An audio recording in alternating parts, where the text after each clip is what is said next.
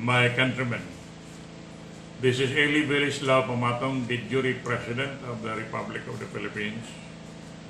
And once again, I have come to you to share with you my thoughts about what's going on in the Philippines. I heard from unconfirmed report that Rodrigo Duterte had some kind of an attack, maybe heart attack, I don't know, coronavirus attack. But that is not confirmed. But my feeling is because of how he looks, because of his countenance, he could either be dying or dead. But should he die, I would like to tell you, especially the military and the members of the USAPET, that I will take over as the incumbent, the full-fledged president of the Philippines. I will immediately proceed to Malacanang, and I'm asking the armed forces to protect me and follow me as their commander-in-chief. I'm also asking the USAPET Liberation Army to be prepared should Duterte be confirmed dead. Automatically I will proceed to Malacanang and assume the presidency. That is my decision. And with respect to Leni Robredo, I want you to know that she is not even a vice president, because in the elections of 2016, it was sabotaged by China and Duterte. During that election, even a dead man named Roy Señeres was listed as a candidate, and a janitor named Mel Lopez was also listed as a candidate, and they were not even declared candidates. And then Duterte, who admitted he had no COC, run for the presidency, like a person driving a car without a license. He ran for the presidency and admitted he was not qualified. But since he was followed by the army through the help of China and through bribery, he continued to assume the presidency until today. But the truth is, before God and before the law, I am your president. I am the true president of the Philippines, and should Duterte die, automatically I will go to Malacanang, and I expect the armed forces, the police, and all other law enforcement agencies to respect my authority and follow what I am telling them. I can assure you that as soon as I assume the presidency, my program like free education for all, free medicine for all for life, and other programs will be immediately implemented. There will be no abuse of positions when I take over. All billionaires, all rich people will be audited one by one. All politicians, especially the 305 congressmen who are receiving hundreds of millions from the government, will be audited.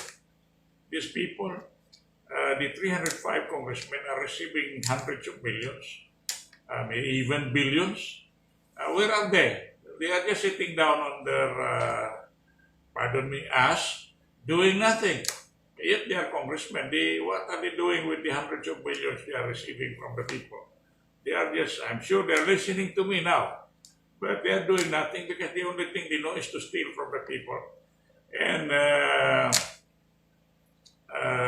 please, Digong Duterte, in any manner Duterte wants, give him 275 billion pesos or 300 billion pesos for nothing. And that is very unfortunate because this congressman, educated as they are, they know that for $50 in 1907, the leprosy in the Philippines was contained. Now they are giving this lunatic 300 billion, and we don't know where it is going.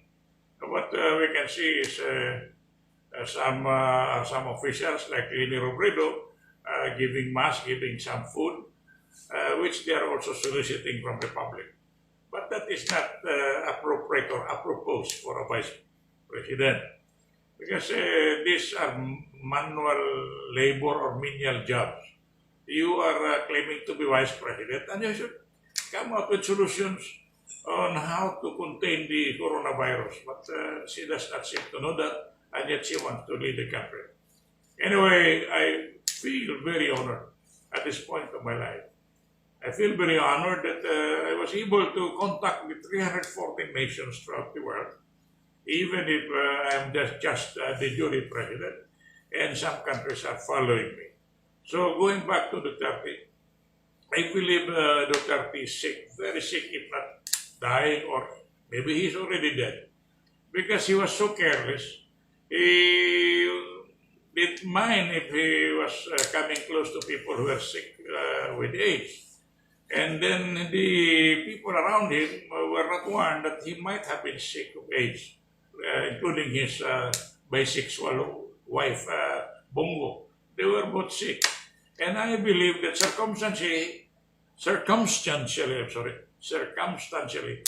he is sick and dying of coronavirus because the following, I have a list. This list is not complete. Of people close to him cannot be found. They're hiding. So they might have been really infected. In fact, some are confirmed infected. One, Rodrigo Duterte is on self-quarantine.